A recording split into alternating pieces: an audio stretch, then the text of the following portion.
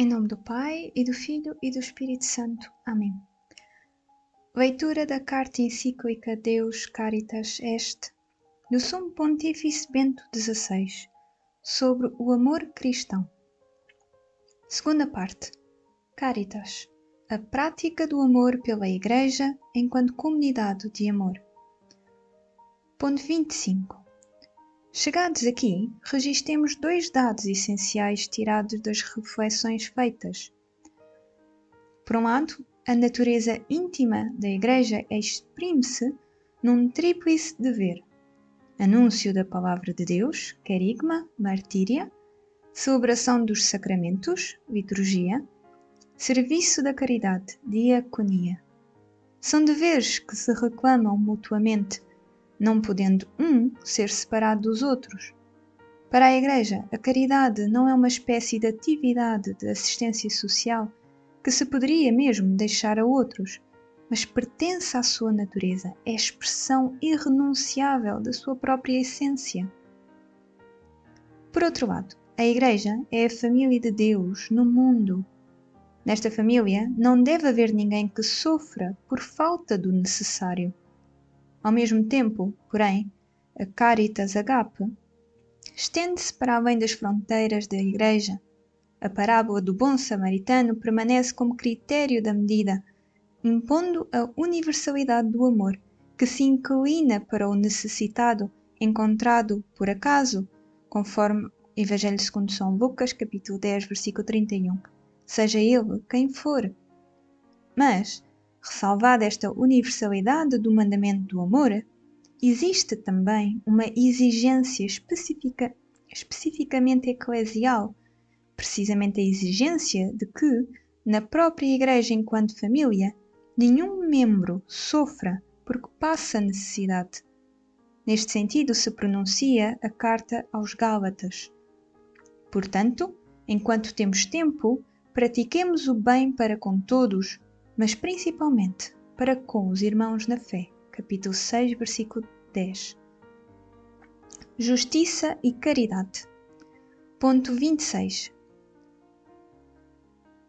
Desde o 800, vemos levantar-se contra a atividade caritativa da Igreja uma objeção, explanada depois com insistência sobretudo pelos pensamentos marxistas.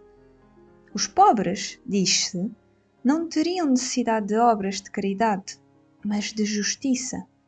As obras de caridade, as esmolas, seriam na realidade para os ricos uma forma de subtraírem à instauração da justiça e tranquilizarem a sua consciência, mantendo as suas posições e defraudando os pobres nos seus direitos. Em vez de contribuir com as diversas obras de caridade para a manutenção das condições existentes, seria necessário criar uma ordem justa, na qual todos receberiam a sua respectiva parte de bens da terra e, por consequente, já não teriam necessidade das obras de caridade. Algo de verdade existe, devemos reconhecê-lo, nesta argumentação. Mas há também, e não pouco, de errado.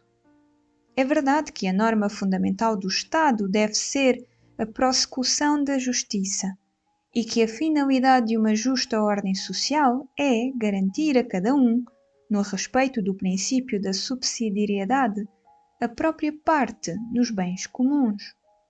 Isto mesmo, sempre o tem sublinhado a doutrina cristã sobre o Estado e a doutrina social da Igreja. Do ponto de vista histórico, a questão da justa ordem da coletividade entrou numa nova situação com a formação da sociedade industrial no 800. A aparição da indústria moderna dissolveu as antigas estruturas sociais e provocou, com a massa dos assalariados, uma mudança radical na composição da sociedade, no seio da qual a relação entre capital e trabalho se tornou a questão decisiva. Questão que, sobre esta forma, era desconhecida antes. As estruturas de produção e o capital tornaram-se o novo poder, que, colocado nas mãos de poucos, comportava para as massas operárias uma privação de direitos contra a qual era preciso revoltar-se. Ponto 27. Forçoso é admitir que os representantes da Igreja só lentamente se foram dando conta de que se colocava em moldes novos o problema da justa estrutura da sociedade. Não faltaram pioneiros. Um deles, por exemplo, foi o bispo Kettler de Montgúncia, falecido em 1877.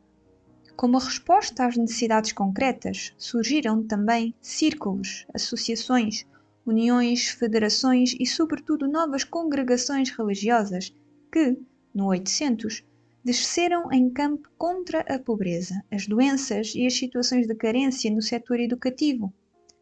Em 1891, entrou em cena o magistério pontifício com a encíclica Rerum Novarum, de Leão XIII.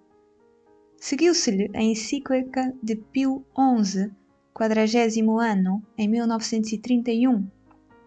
Beato Papa João XXIII publicou em 1961 a encíclica Mater et Magistra, enquanto Paulo VI, na encíclica Populorum Progressio, de 1967, e na Carta Apostólica 80 Adveniens, de 1971, analisou com afinco a problemática social que, entretanto, se tinha agravado sobretudo na América Latina. O meu grande predecessor, João Paulo II, deixou-nos uma trilogia de encíclicas sociais: Laborem Exercens, 1981, Solicitudo Reis Socialis, 1987, e, por último, Centésimos Annus, 1991. Deste modo, ao enfrentar situações e problemas sempre novos, foi-se desenvolvendo uma doutrina social católica que em 2004 foi apresentada de modo orgânico no Compêndio da Doutrina Social da Igreja, redigido pelo Pontifício Conselho Justiça e Paz. O marxismo tinha indicado na Revolução Mundial e na sua preparação a panaceia para a problemática social. Através da revolução e consequente coletivização dos meios de produção, asseverava-se em tal doutrina, devia de um momento para o outro caminhar tudo de modo disperso e melhor. Este sonho desvaneceu-se. Na difícil situação em que hoje nos encontramos por causa também da globalização da economia, a doutrina social da Igreja tornou-se uma indicação fundamental que propõe válidas orientações muito para além das fronteiras eclesiais. Tais orientações, face ao progresso em ato, devem ser analisadas em diálogo com todos aqueles que se preocupam seriamente com o homem e com o seu mundo. Ponto 28. Para definir com maior cuidado a relação entre o necessário empenho em prol da justiça e o serviço da caridade, é preciso anotar duas situações de facto que são fundamentais. Por um lado, a justa ordem da sociedade e do Estado é dever central da política. Um Estado que não se regesse segundo a justiça reduzir-se-ia a uma grande banda de ladrões, como disse Agostinho uma vez. Pertence à estrutura fundamental do cristianismo a distinção entre o que é de César e o que é de Deus, conforme Mateus capítulo 22, versículo 21, isto é, a distinção entre Estado e Igreja, ou, como diz o Concílio Vaticano II, a autonomia das realidades temporais. O Estado não pode impor a religião, mas deve garantir a liberdade da mesma e a paz entre os aderentes das diversas religiões. Por sua vez, a Igreja, como a expressão social da fé cristã, tem a sua independência e vive, assente na fé, a sua forma comunitária que o Estado deve respeitar. As duas esferas são distintas, mas sempre em recíproca relação. A justiça é o objetivo e, consequentemente, também a medida intrínseca de toda a política. A política é mais do que uma simples técnica para a definição dos ordenamentos públicos. A sua origem e o seu objetivo estão precisamente na justiça, e esta é de natureza ética. Assim, o Estado defronta-se inevitavelmente com a questão: como realizar a justiça, aqui e agora? Mas esta pergunta pressupõe outra mais radical: o que é a justiça? Isto é um problema que diz respeito à razão prática. Mas para poder operar retamente, a razão deve ser continuamente purificada, porque a sua cegueira ética, derivada da prevalência do interesse e do poder que a deslumbram, é um perigo, nunca totalmente eliminado. Neste ponto, política e fé tocam-se. A fé tem, sem dúvida, a sua natureza específica de encontro com o Deus vivo, um encontro que nos abre novos horizontes muito para além do âmbito próprio da razão. Ao mesmo tempo, porém, ela serve de força purificadora para a própria razão. Partindo da perspectiva de Deus, liberta-a das suas cegueiras e, consequentemente, ajuda-a a ser mais ela mesma. A fé consente à razão de realizar melhor a sua missão e ver mais claramente o que lhe é próprio. É aqui que se coloca a doutrina social católica. Esta não pretende conferir à Igreja poder sobre o Estado, nem quer impor àqueles que não compartilham a fé perspectivas e formas de comportamento que pertencem a esta. Deseja simplesmente contribuir para a purificação da razão e prestar a própria ajuda para fazer com que aquilo que é justo possa, aqui e agora, ser reconhecido e depois também realizado. A doutrina social da Igreja discorre a partir da razão e do direito natural, isto é, a partir daquilo que é conforme a natureza de todo o ser humano, e sabe que não é tarefa da Igreja fazer ela própria valer politicamente esta doutrina. Quer servir a formação da consciência na política e ajudar a crescer a percepção das verdadeiras exigências da justiça e, simultaneamente, a disponibilidade para agir com base nas mesmas, ainda que tal colidisse com situações de interesse pessoal. Isto significa que a construção de um ordenamento social e estatal justo, pelo qual seja dado a cada um o que lhe compete, é um dever fundamental que deve enfrentar de novo cada geração. Tratando-se de uma tarefa política, não pode ser encargo imediato da Igreja.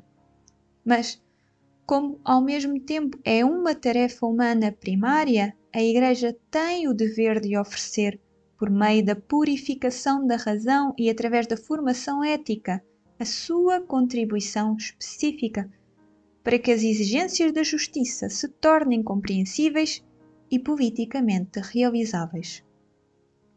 A Igreja não pode nem deve tomar nas suas próprias mãos a batalha política para realizar a sociedade mais justa possível. Não pode nem deve colocar-se no lugar do Estado, mas também não pode nem deve ficar à margem na luta pela justiça. Deve inserir-se nela pela via da argumentação racional e deve despertar as forças espirituais, sem as quais a justiça, que sempre requer renúncias também, não poderá afirmar-se nem prosperar. A sociedade justa não pode ser obra da Igreja, deve ser realizada pela política. Mas toca à Igreja e, profundamente, o empenhar-se pela justiça, trabalhando para a abertura da inteligência e da vontade às exigências do bem. Papa Bento XVI.